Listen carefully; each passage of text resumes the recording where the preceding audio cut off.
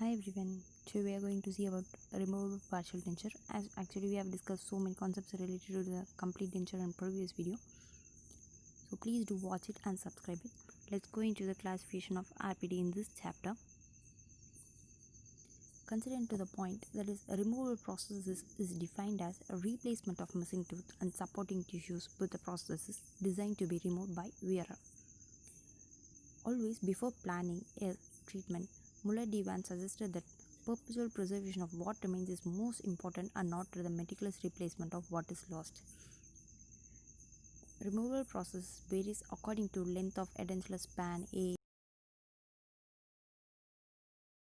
and excessive bone loss, aesthetics, emotions. Going into the classification, there are various classifications involved there, but common and most important one is Kennedy classification. Kennedy classification is developed by Dr. Edward Kennedy in 1923. He is from New York. There are 4 classifications. First classification is bilateral edentulous area and posterior tooth is adjacent or located to the natural dentition. Bilateral edentulous area posterior to the natural tooth. Class 2 is unilateral edentulous area located posterior to the remaining natural dentition. Class 3 is unilateral edentulous area surrounded with natural teeth anteriorly and posteriorly. It doesn't cross the midline of the arch. Class 4 is single bilateral edentulous area which always crosses the midline of the arch located anterior to the remaining natural tooth.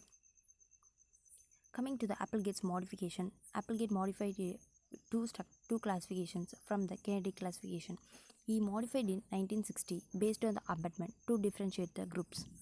Class 5 is edentulous area bounded anteriorly and posteriorly, but anterior abutment doesn't support, so it is not considered as in the classification and also not suitable. Class 6 is edentulous area in which tooth adjacent to the space are of full support for processes, but it doesn't require the tissue supported. But most commonly here, RPT are always of 2 tissue supported, so it is considered as a separate group. Coming to the Applegate's rules, there are 8 rules here. First rule is classification should follow rather than the precede extraction that might alter the original classification. Classification should follow rather than precede extraction that might alter the original classification. Rule number 2. If third molar is missing and is not replaced, it is not considered in the classification. Rule number 3. If third molar is present and is used as an abutment, it is considered in the classification. Rule number 4. If second molar is missing and is not replaced, it is not considered in the classification. Rule number 5. The most posterior edentulous area determines the classification. Rule number 6. Edentulous area other than those which determines the classification are considered as modification spaces and not as a classification and also designated by their numbers. Rule number 7. The extent of modification areas is not considered, only the number of additional edentulous area are required. Rule number 8. There will be no modification in class 4 because any edentulous area will be posterior to the remaining natural tooth and also it determines a separate classification. Other than the Kennedy classification, there are various kinds of classification. First one is Bailey, Neurer, Mauch, Weil, Godfrey, Friedman, Beckett, Craddock classification, Skinner classification, Austin, Watt et al., Svensson, Costa, Osmond, and Evan classification.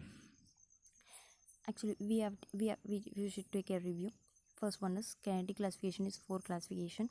That is, first one is bilateral edentulous area, located posterior to the remaining natural tooth, and second one is unilateral edentulous area only posteriorly to the remaining natural tooth.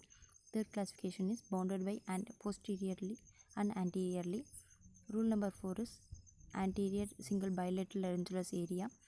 It crosses the midline of the arch.